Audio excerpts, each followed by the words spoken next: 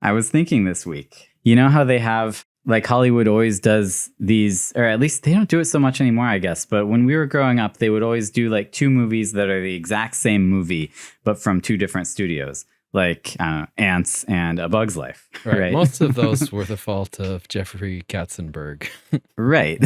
Dude. When he started DreamWorks. So they've always got these movies that are basically the same movie, but from two different studios. So that got me thinking, you know how they made Lake Placid versus Anaconda? If you say so. Somebody needs to make Deep Impact versus Armageddon. We need to have a movie about these two unstoppable asteroids hurtling towards each other, and they're just gonna duke it out. Dude, who would win in a fight? Deep Impact asteroid or Armageddon asteroid? Which one would win? I don't know. I mean, I might watch this movie if there was like an anaconda on one asteroid and a crocodile on the other. Dude, that'd be so great. It's like in the Little Prince universe, and these two animals are piloting their asteroids at each other. Oh man, this is good. I think the Deep Impact asteroid would win, not because it's the better movie or the more well-received movie, but simply because the Armageddon asteroid lost. The Deep Impact asteroid won. Right? Yeah, that is true. Well, with all this talk of asteroids and anacondas and alligators, I'm certain our viewers have already guessed that we are here today to talk about Sleeping Beauty. Hello and welcome to The Popcorn Isn't Real, the podcast where we talk about crazy fan theories. Today we are going to be talking about the 2016, mostly romance, somewhat sci-fi. Well, it's very sci-fi, but it's mostly a romance called Passengers. Yeah, Passengers. So starring I really Chris like Pratt. Passengers. Yeah, no, star-studded cast Jennifer of Chris Lawrence, Pratt, Jennifer and Lawrence, Michael enough, Sheen, and Lawrence Fishburne. And that's it. No more. 4 people are in this and movie. Michael Sheen plays the bartender. It was written by John Spates. It was directed by Morton Tildum. We're talking about a 2016 sci-fi remake of Sleeping Beauty that flew under everybody's radar, also known as Passengers. I bet you, our viewers, I'll bet you guys didn't know that Passengers is actually a futuristic retelling of Sleeping Beauty, the fairy tale myth from ages long gone. Wow, who blew your mind with that theory?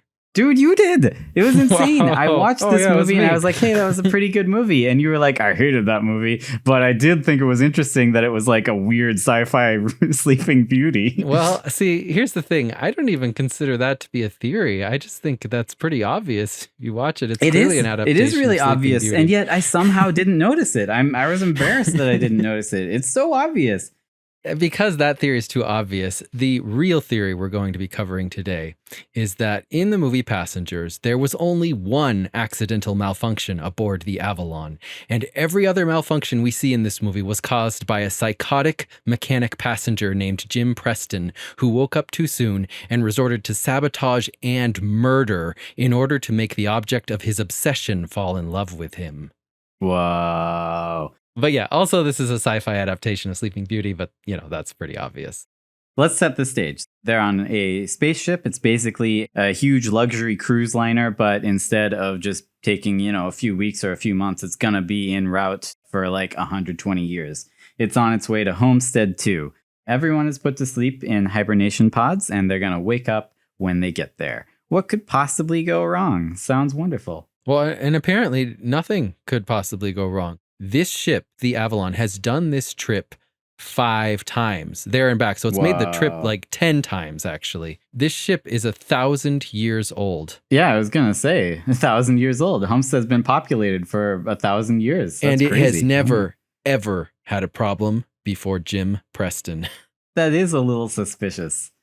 So I was thinking we can go through like pretty rapidly all of the similarities, all the parallels between Passengers and Sleeping Beauty. And then we could maybe talk about some of the more interesting points of the movie after that, and those might also work into your other theories. The first thing, this spaceship, when you first see it, kind of looks like a black dragon. I mean, or it does. Or like, I don't know, a bundle of thorns and brambles. Right, having spiky. just watched Disney's Sleeping Beauty, like it's a long, skinny black dragon that Maleficent turns into, and it's very pointy and angular. Green fire as well. Right. And now, obviously, the ship doesn't look exactly like that, but it's not silver. Like, it's not like the ship in 2001 A Space Odyssey. It's a black spaceship. It's made to look very black and very pointy, and it shoots fire, as we find out later, which is kind of weird. The ship contains a woman named Aurora, and the princess from Sleeping Beauty is named Aurora. I can't believe I missed that the first time I watched it. Like, I know, like, it occurred to me. I was like, oh, Aurora. When Jim Preston starts talking with the bartender, Arthur, about Aurora, he immediately says, the sleeping girl, which is just another way of saying Sleeping Beauty. He's basically saying Sleeping Beauty. He certainly is. And you just mentioned Jim, who is our handsome prince of this movie.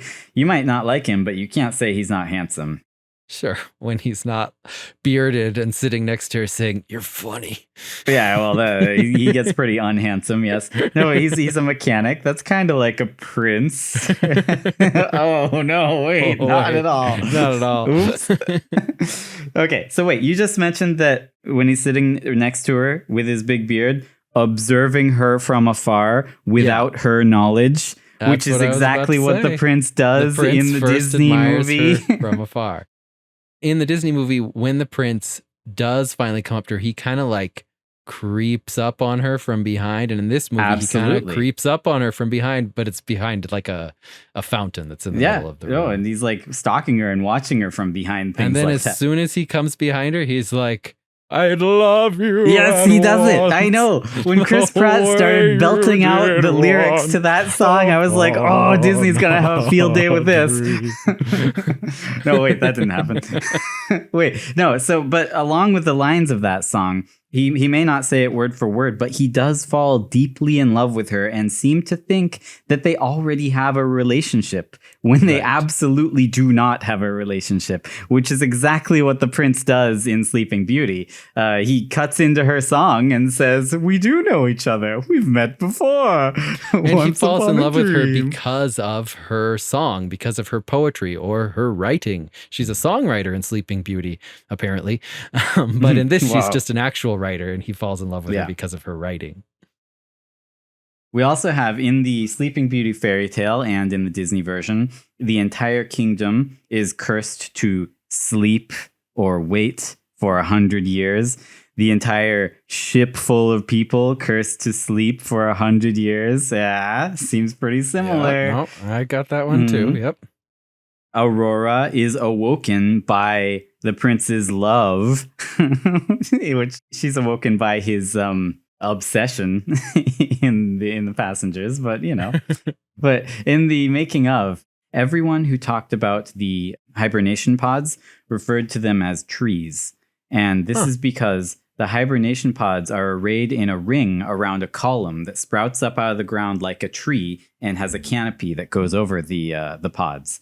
And I thought that was really interesting because having the people sleep in trees, kind of surrounded by thorns from these trees, I mean, that's exactly what they're doing in the fairy tale. Specifically, the fairy tale, it says that in the castle and around the castle, there sprouted trees, brambles, saplings, bushes. But when the passengers do wake up, the whole place is overgrown with trees and thorns and bushes and brambles. Just like exactly how they find it in the myth and in the Disney movie, presumably. I don't think the dragon burnt all the brambles down.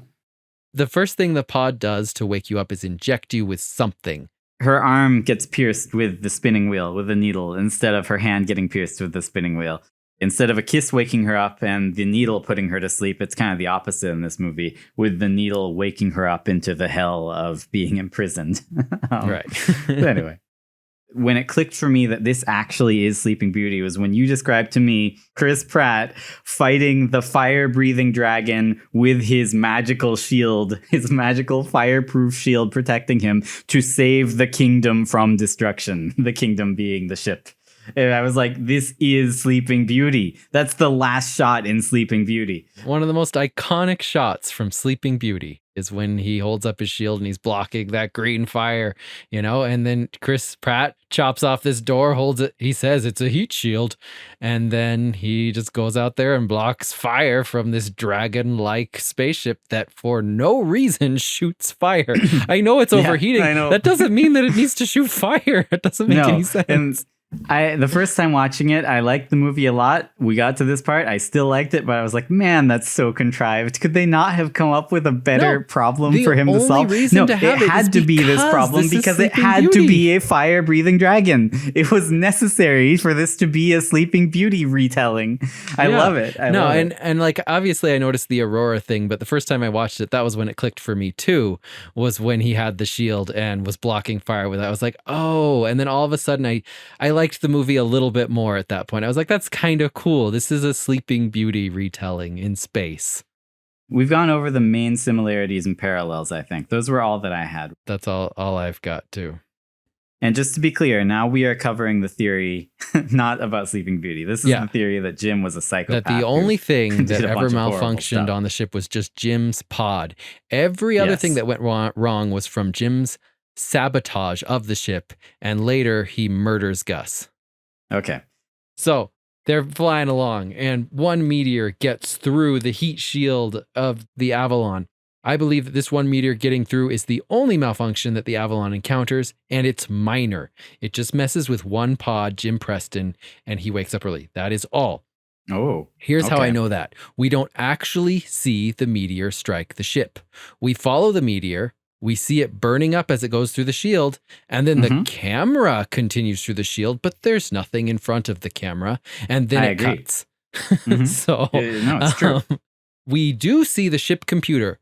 It quickly and easily repairs all systems. It shows all the systems that are red, and it changes them to green. As Lawrence Fishburne explains later, green is good, red is bad. The one system that does not get repaired, it's Jim Preston's pod. That's the only thing. Every other system was repaired. I have to ask you a question here. If this is your hypothesis, then how do you explain the gaping hole in the engine room? We see many of the tools that Jim Preston has that he's using to actively destroy this ship.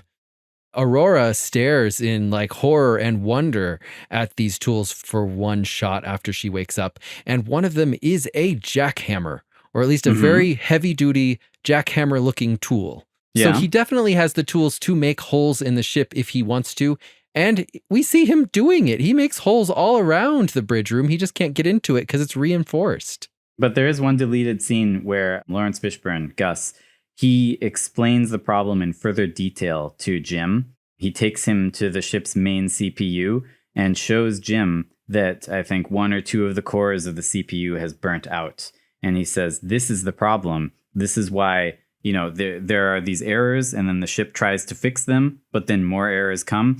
The reason is because this core burnt out. So there's too few cores that are shouldering the load here. And every once in a while, it gets overwhelmed and errors happen, and then it does its best to fix them. This is no argument against my theory, because during this deleted scene, he also kind of looks at Jim Preston and gives him a surprised look. It's like, wow, you're you know pro. how to do this. Like Jim already knows how to do everything with these CPUs and replace them. He clearly knows how this thing already works, and he's causing problems to cause more problems. He knows that if he overloads the computer, more stuff will go wrong, which is what he wants to happen. I just have to say, I do love the scenes of him getting ready and psyching himself up and being all ready to meet all the other passengers, and then slowly realizing that he's all alone. He's going to wear his cool jacket. He's just a guy with a cool jacket. But no, he doesn't wear his cool jacket. No, I love it. I thought it was great. I thought it was But this is important scene. because this is a guy who's all about image. He will do anything to protect his image, and he likes to be liked. So he meets the bartender, and I love the bartender. His name is Arthur. He's probably one of the best characters in this movie. The best character in the entire movie. And his actor is just so amazing good. at always staying character. What an actor. He is one of the most accurate portrayals of how a humanoid robot would work in the future. I love it when he says, Jim, these are not robot questions. Right. He's just like, I can't have this conversation. But like, I mean, it would like do Alexa saying, I'm sorry, I don't know that. Exactly, yes. And I like that he's not sinister. He's not evil. He has no ulterior motives. He has no motives at all because he's a robot. I think it's really good. Now, I agree with you that he himself is not sinister. I would say that there is something sinister about him, and let's get into that. There is. Jim Preston, I think, should be really more creeped out when he's alone on the ship, and the only person he finds is the bartender from The Shining. Also the exact bar from The Shining. It even has the Shining rug pattern on the floor, and this is completely intentional. It is. They talked about it in the making of. They were all like, yeah, so we designed the entire ship in this one way. But then when we designed the bar, we were like, let's go Art Deco. Let's go old fashioned. Let's go Shining. And then they talked about how they did the rugs, they did the bar, and they even framed every shot to be Kubrick-esque in the bar. And I was like, wow. No, this bar is they really creepy. did that. You know, at first I wasn't quite sure why I was creeped out by the bar. And then I realized, oh, this is the bar from The Shining. This is the gold room. Now, the question is why? Now, as a film student, I read a required cinematography book where a veteran cinematographer tells a story about him and a bunch of other cinematographers were critiquing a young cinematographer who had just shot a short film. And he had one shot where he had the main character's head framed in the center of, like, behind him there was a poster on the wall of Travis Bickle from Taxi Driver. This young dude was proud of this shot because it looked cool, but the other cinematographers were confused. They're like, why did you do this? Why frame your main character's head in front of a poster of Travis Bickle? Are you trying to say he's a psychopath like Travis Bickle? And this young cinematographer was confused. He was like, no, I just thought it looked cool. And all the veterans were like, no, you never do that. Everything in your shot means something. So I think if they put one of the most iconic evil bars in cinema history into this movie, it must mean something. As we will see later, this bar is where Jim Preston slowly goes insane in an isolated place, just like Jack Torrance. Okay.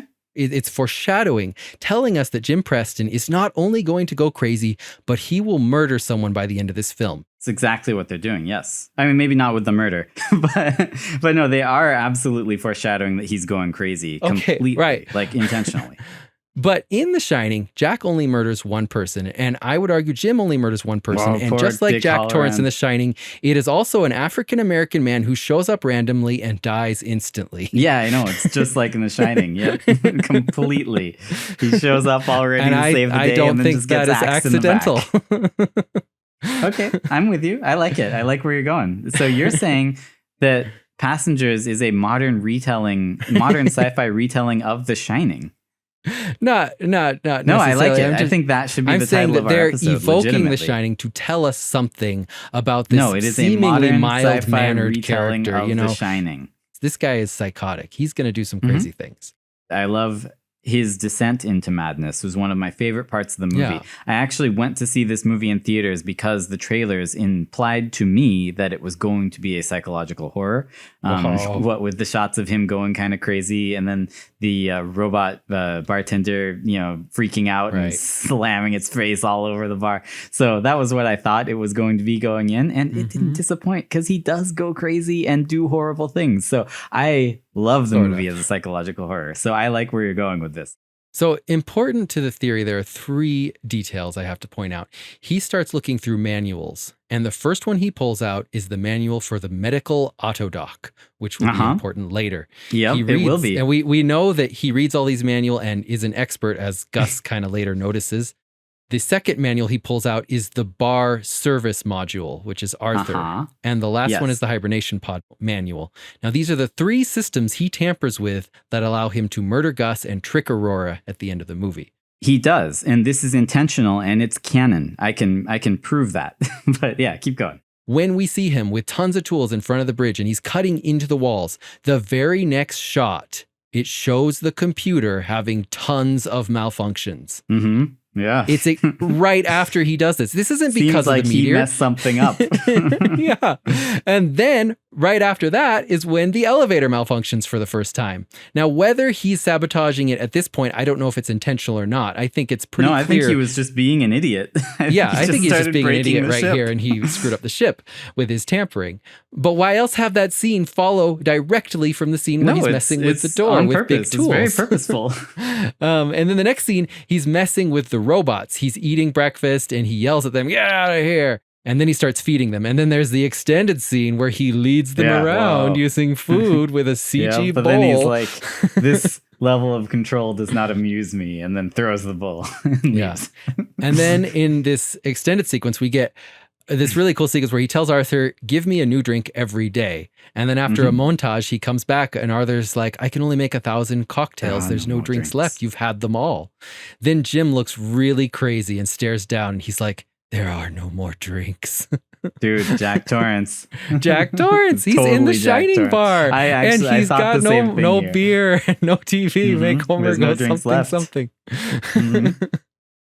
I mean, that's Simpsons, but this is right before he starts turning into a complete stalker and becomes totally obsessed with Aurora and then gets her out. Like, I mean, they're doing a really good job here. How could he do that to her? Hats He off is to them. so horrible doing that to her. He is irredeemable doing No, he's that disgusting. He's watching her sleep while also watching her video that she made at the same time. And then looks at her and he's like, you're funny. So he says, you're funny about something she said that is not particularly funny. No, it's not funny. She said the ship is like a school bus, but the bus takes 120 years to get here. Yeah, it was not that clever. Or funny. Pretty good. And then, the most psychotic line. Do you ever read something and feel like it's written just for you? It's totally not written for you, it's so dude. stalkery. She did not write that for you, dude. Nope. She doesn't know you. I thought that it was pretty telling for our Jim that it only took 1 year for him to go utterly, completely balls to the wall crazy and just doom this girl to a life in solitary. That was something I was going to talk about. Like, it just has man. so much less effect now that we've been in a pandemic for over 2 years, where it's like, dude, it was just a year, man. Come on. We were in a pandemic in our houses. We couldn't go to like random restaurants and be the only person there and not have to wait in line. And also like just go to dance parties whenever we want. So yes, gross Jim wakes up Aurora. We're there. And then he asks her on a date using a cute robot that he fixed up himself. Like, it seems so cute and sweet, except and wait a minute. a camera to spy on her. Yeah, he's spying on her. And we know that he can tamper with and control robots. And that is going to be important later on, too. Also, she swims naked in the pool and he's just like peeping in on her. He's like, yeah, she's doing this for me. This is for me right now. That's right. why she's she doing turns it. around and smiles at him like, this is for you. So either this is like a male wish fulfillment fantasy and I can't stand it, or he's just a psycho Jack Torrance weirdo and he's imagining this. Yeah. That she's like, oh, I'm doing this just for you. I do love that swimming pool, though. That's so cool. I wish I was on a spaceship with an infinity pool. But what if the gravity turned off, dude? Wait, what if the gravity turned off? Oh no, then I'd be like stuck in a giant ball of floating water. And if I ever tried to swim, it would push the ball along with me because there'd be no gravity to force it back down. And I would just be stuck and drowning. That would be horrible. Yeah, it would suck. Oh no. Dude, that actually happened to me in virtual reality once, which I'm going to tell you about. So he takes Jennifer Lawrence on a date. They go on a spacewalk, which he has already done before, very suicidally. But anyway, he apparently has no friends or family to speak of back home. He never mentions them. He doesn't seem to be particularly conflicted about leaving home and everyone behind. Now, Aurora, on the other hand, is very conflicted and had like tons of friends, but she wants to be a great writer. So she sacrifices all of that.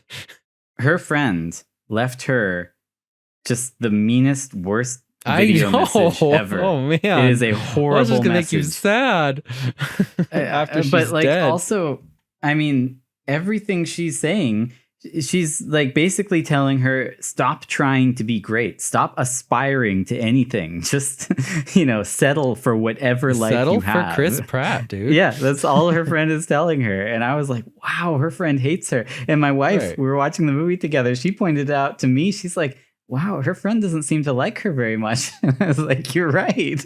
Her friend is just being mean.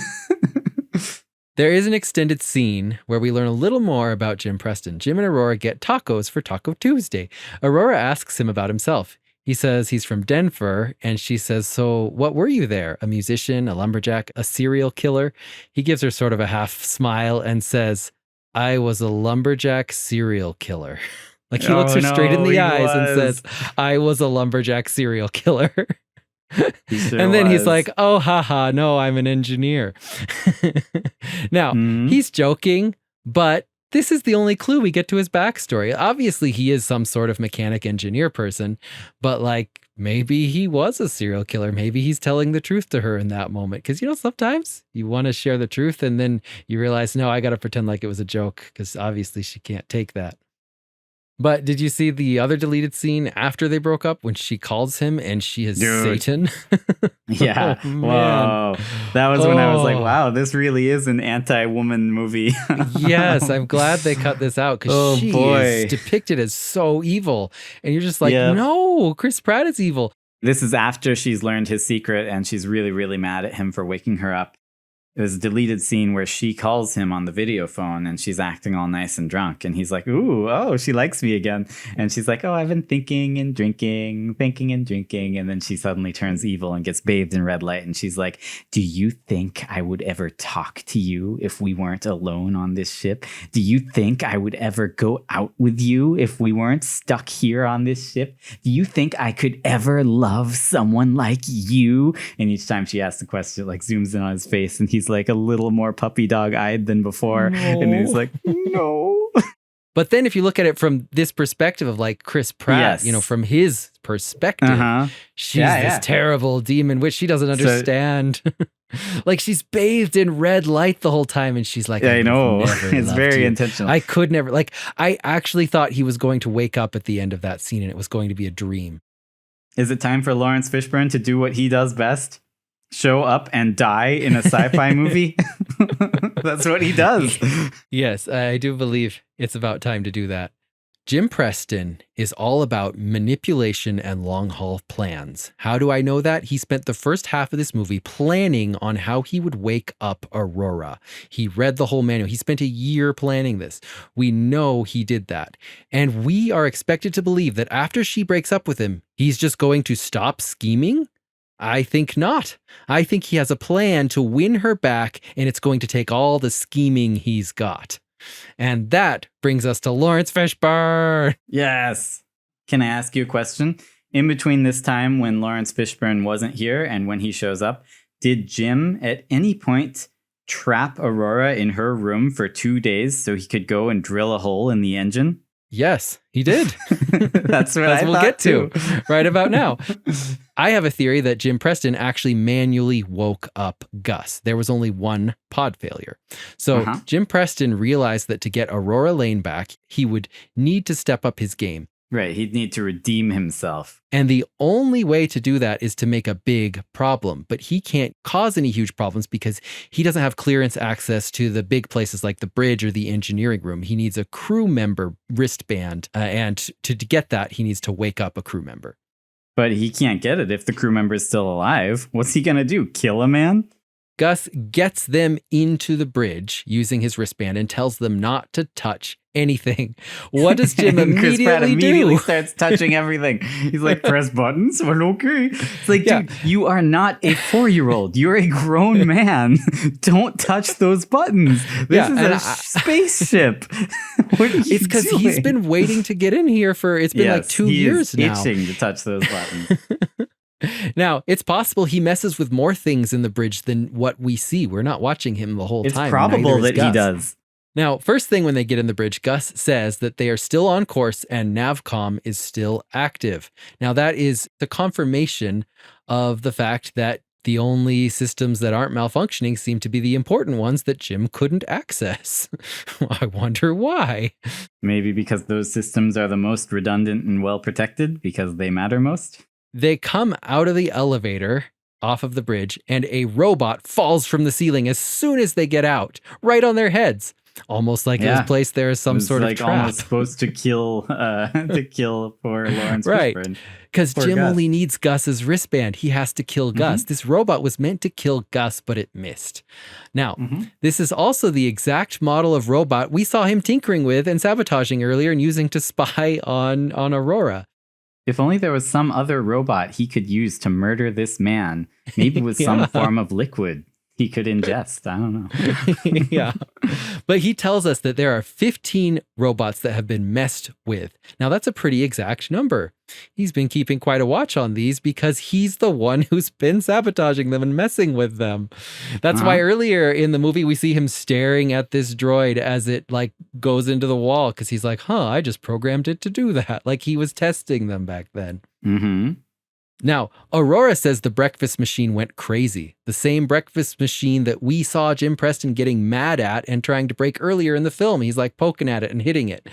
And it just so happens to break right after Jennifer Lawrence stops giving him gold breakfast. Stops giving her his special breakfast, yeah. Right. Absolutely. We know he hates his steerage breakfast. He clearly back. busted that machine.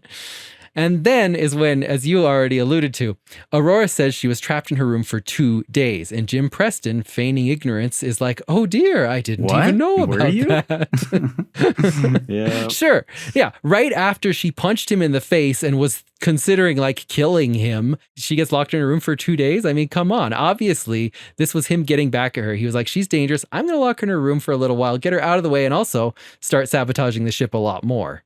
Definitely. I mean, even if you're just watching this movie casually, from her perspective, he would be the most likely culprit for that. Like, I'm certain that she assumed he locked her in there for 2 days, right? Right. Also, that would have been a prime time, those 2 days, for him to, do the thing he needed to on Gus's pod. Oh, he did have an elevator problem a few moments ago, like right before Gus shows up, where it's like the elevator drops and almost chops him in half. Whoa, but the thing is, that happens when he is already in the elevator messing with it. He has like a box of tools and stuff. So clearly he was sabotaging that elevator, maybe to kill someone, like say the guy he just woke up who shows up right after that. But it kind of went haywire and almost killed him first. Yes. So but we know that you're basically Jim is saying that Chris Pratt just had a bit of an elevator problem and Lawrence Fishburne is about to have a bit of a champagne problem, if you know what I mean. Yes. It also shows that Jim is willing to do very dangerous things to achieve his goals. Gus sends Jim and Aurora to check out different levels. Gus goes down to the hibernation pods. Preston immediately meets him down in the hibernation pods. Gus asks, he doesn't do what he aren't was you asked supposed to be checking out your levels? And he's like, I'm finished. He didn't check them. He doesn't care. He knows they're the problems that are on those levels because he caused them. Yep. Okay, so then Gus tells us that Jim Preston's pod malfunction was just a simple failure where the clock chip burnt out. Okay, I can buy that. Maybe that was an accident. For Gus's, it was a whole bunch of systems all went wrong at the same time. Now, that's obviously not just a coincidence. That happens when someone is sabotaging your pod and waking you up. Gus Mancuso goes to the bar with all of them. He orders a drink from Arthur. We see him try to lift up that drink and he kind of spills it. Maybe he didn't drink it, but we don't know. He could have taken a sip from it at some point. And so it could be that this is why he starts to get sick. Jim Preston. He hacked into Arthur, the bartender. Right. He hacked into Arthur. Programmed him to poison Gus's drink. That's what you're saying. Yes, okay. That's what I'm saying. And how do we know that he could do that? Well, he had Arthur's manual. And then later on in this movie, when Arthur is malfunctioning, he vaults over the bar, goes down to the base of Arthur, opens him up, and knows exactly which chip to pull out to turn him off. Like he knows how Arthur works. Like in a moment of crisis, he's ready. Canonically, I can prove that he hacked into Arthur. So in the Passengers VR experience, which really supports your theory a lot, basically it is an officially licensed VR video game that you can play in the Passengers universe, where you wake up as a passenger on the ship during the events of the movie. It may be during them or it may be slightly after. They don't actually say. If it's after, then Chris Pratt has murdered Jennifer Lawrence. If it's during, I guess then we don't it's know before if she he woke her up. No, we don't. So we don't see them as, an old couple tending to the ship. We just see a ship full of grass. But anyway, in Passengers Awakening, basically you're woken up just like Chris Pratt was woken up, and the screen talks to you and is like, welcome to the Avalon. Get ready. You're in orbit around Homestead 2, blah, blah, blah, blah, blah. And as it's doing that, Chris Pratt, he keeps cutting over on the loudspeaker and saying, hey, listen to me.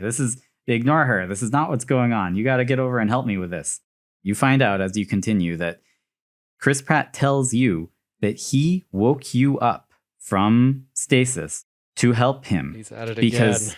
He is, yes. Because you are the only officially certified engineer on board who's qualified to handle like the M2 remote all-in-one multi-tool. Basically, it's just the VR wand that you're holding. Eventually, he takes you into the bar where you meet Arthur, and he tells you outright, he says, "This is Arthur, the robotic bartender. I hacked into him a long time ago and have been using him to get data out of the Avalon subsystems. He has done this. It's canon. It is confirmed in this officially licensed Sony video game acted by Chris Pratt. He hacked into Arthur. It's done." Arthur then does the thing from the movie where he slams his face on the table and freaks out. And I was like, wow, they totally put that in VR. I love it. And then you have to turn him off and open him up and like fix one of the chips that burnt out in him. So that's kind of fun. You go through the pool area and oh no, zero gravity happens and you get stuck in the water. Oh no. Wow. Why did you go in there? From the movie happen. It's not a hallway. There's only one door in. Chris Pratt told you to go in there and he's like, whoa, I hope while you're in there, gravity doesn't cut out. That would be bad. And then it does. Oh no, man. He's doing it to you. No, he's totally doing these things. So continuing on with Gus, he says there are systems shut down everywhere, but no apparent connection. But we know there is one connection, and it's Jim Preston. It's Jim Preston. Shortly after this, Aurora is talking to Gus, and she accuses Jim Preston of murder. She calls him a murderer. I mean, she's saying it metaphorically. No, she's talking about Gus. She's Gus saying he's murdered you. I think this is maybe a meta-level hint that's like Jim Preston is capable of murder. And Gus says, "You're right, Aurora, but the drowning man will always drag someone down with him." Telling us in no uncertain terms that this is a man who's willing to kill everyone else if he is going desperate. down. He'll do anything. Yes. He'll bring down the ship with himself. Then Jim Preston walks in with another robot that he just broke and happily announces, "This one makes 16. 16 robots I've destroyed." Stop breaking more robots. He's so proud of himself. All right, gravity gives out. Gus is dying. Even the engine and navigation systems seem to be having problems now. Coincidence that these protected systems are now suddenly having problems right after Jim finally got access to them? Gus is dying and they take him to the auto doc, which diagnoses him with 612 disorders and hours to live. And what does the auto doc prescribe him? Suicide pills. That's all it gives him. It's like, kill yourself. That's all it does. Who do you think might have told the auto doc to tell him that? Well, we'll see. Probably Jim Preston. Even if your hibernation pod malfunctioned and caused tons of problems in you, I think you would come out of it with tons of problems. But Gus was fine when he came out. Yeah. He had a cough. He's got a little cough, but, he's been getting worse and worse. And I think it's because, he got poisoned by Jim somehow. Yeah. Surely Jim Preston couldn't cause 612 disorders to kill this man. Well, he didn't. We know that all the systems in the ship are malfunctioning because of Jim Preston. The autodoc discovers 612 disorders, or at least that's what it says, but we know it's malfunctioning because if you look at the 612 disorders that it diagnoses him with, it scrolls through all of them, and there are actually only about 6 disorders that have been copied 100 times. Oh, no. Jim, you got lazy. I don't think these disorders are correct. One of them is syphilitic aortitis, which is the final stages of syphilis. Oh no! So unless Jim gave him syphilis, Gus. Now, before Gus dies, he gives Jim Preston the one thing Jim needs: a crew member ID wristband. Why wouldn't he give this to Aurora? Like, she's so much more reliable and believable and, a good person than Jim. Right. Jim Preston says he needs Aurora's help to fix the ship and then grabs her hand and runs down the hall. Aurora asks, "Can't we wake up some of the crew?" She's finally thinking about the one thing they should have thought of to begin with. Jim Preston immediately shoots that down, saying, "We don't have enough time to wait for them to recover." He already got rid of one crew member. He has the only thing he needs from the crew members, so he certainly doesn't want another one screwing up his plan. Why would I wake up more crew members? So, weirdly enough, they reach a door that even Gus's wristband won't get them into. And Jim Preston suddenly knows how to open locked doors within seconds. Yeah, Jim Preston. But it means that he has presumably maybe been able to get in here before if he knows how to get in here already. Absolutely. So Jim Preston is very quick to say, "This is from the asteroid that hit us," when he finds the holes in the ship. He doesn't know that. I think he comes in here, sees the holes he drilled, and blames it on something else. "This is from the asteroid that hit us," quickly planting the idea of an asteroid into Aurora's head.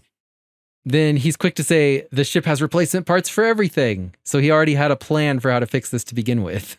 But then he's willing to put his own life in danger by standing in front of the fire just to look like a hero?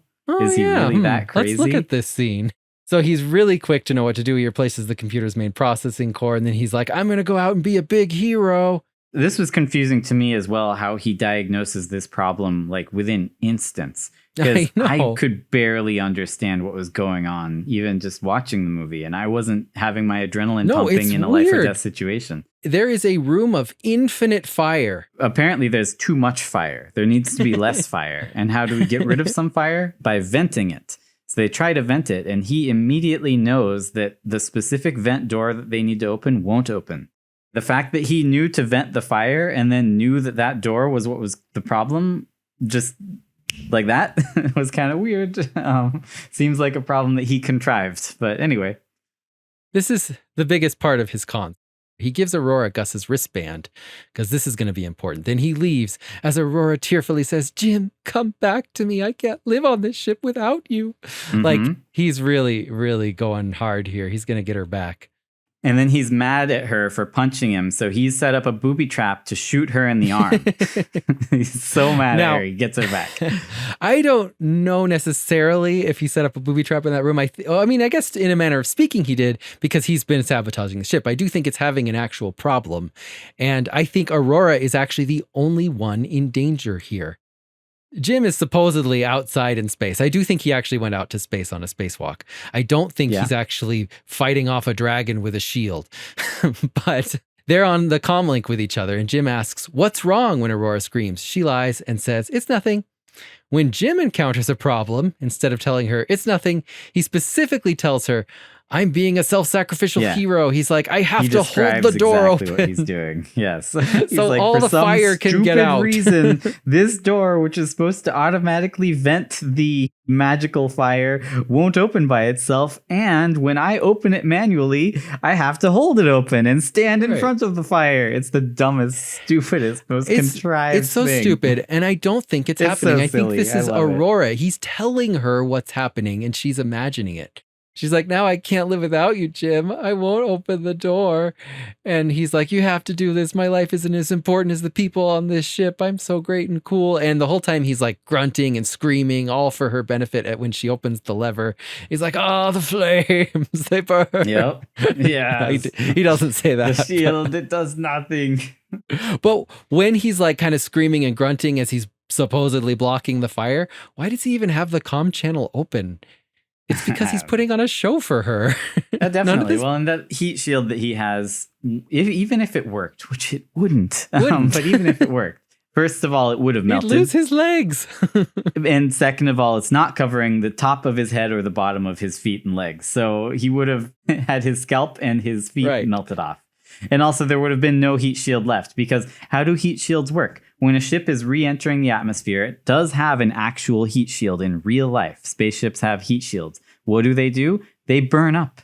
That's their entire job, is to burn up so that the ship doesn't. If his heat shield was working, it would be gone by the time he's done here. It's not gone. It's perfectly intact, and he pushes off of it later to save himself. So his heat shield is a little suspicious. Yeah, no, I agree. I think there's only two explanations for this. Either Jim is a psychopath and none of this happened, and he's just narrating this to Aurora and she's imagining it. Or it's a badly written, contrived ending to a movie just to redeem some irredeemable prick. Yes, that. Or the third possibility that we already discussed, this is an adaptation of Sleeping Beauty and it exists purely for that Sleeping reason. Beauty. He's fighting the dragon with his magic shield. Wow. Kill Maleficent. All right. So after he saves the day, he narrates all the things that are happening for Aurora. He says, "I got blown out of the tube. My tether's broke. I can't come back to the ship." Now, I think that all he was doing was out in space with his tether attached, and he only detaches it when Aurora comes out just to put on this show for her so she can rescue him. So he's like, this is really an ingenious plan, because not only does he make himself the hero, he makes her the hero. Save him. And then he's her patient, and you got that Florence Nightingale thing going on where she falls in love with him because she takes him back to the auto dock. But like, isn't this really dangerous? Well, we know that Jim Preston, as we've seen before, was suicidal on his first spacewalk, so he's not necessarily afraid of danger or dying. He's crazy. Well, and he was practicing. We saw him practice this. He practiced this with Aurora. He taught her how to go out on a spacewalk and hold on to him, which is what she does here. All right, so she takes him to the auto dock, which we know has been tampered with.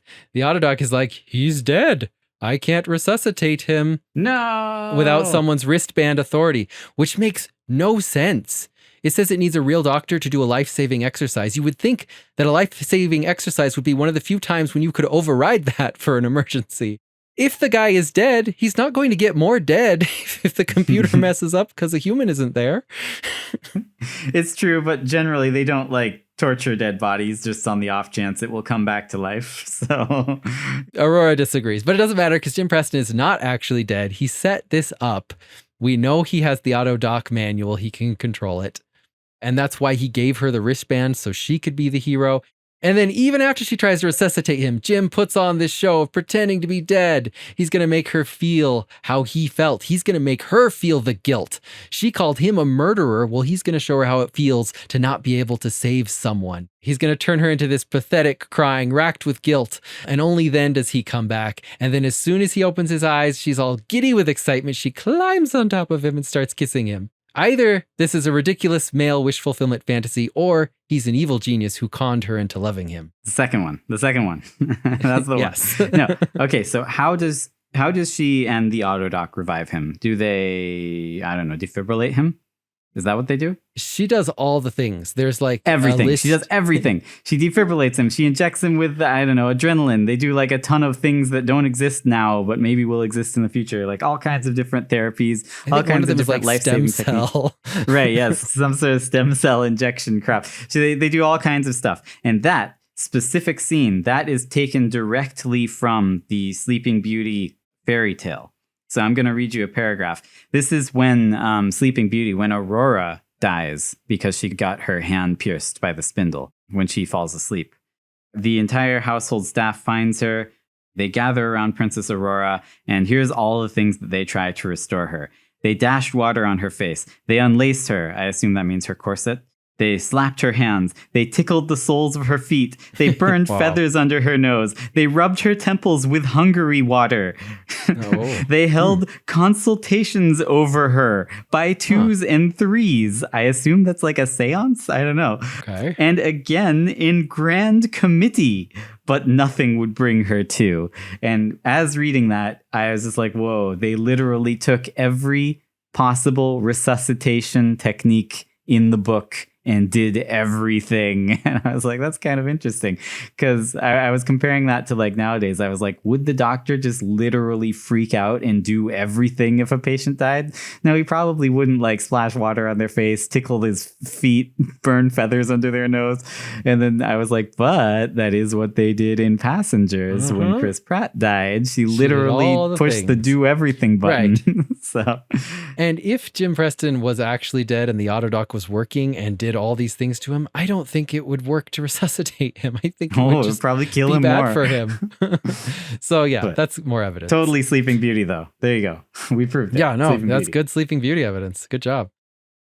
So quick question. He was willing to put his life in danger by detaching himself and flying out into the unknown forever. Furthermore, he poked a hole in his suit and froze to death. Like he was willing to freeze because he's definitely frozen when she pulls him back in.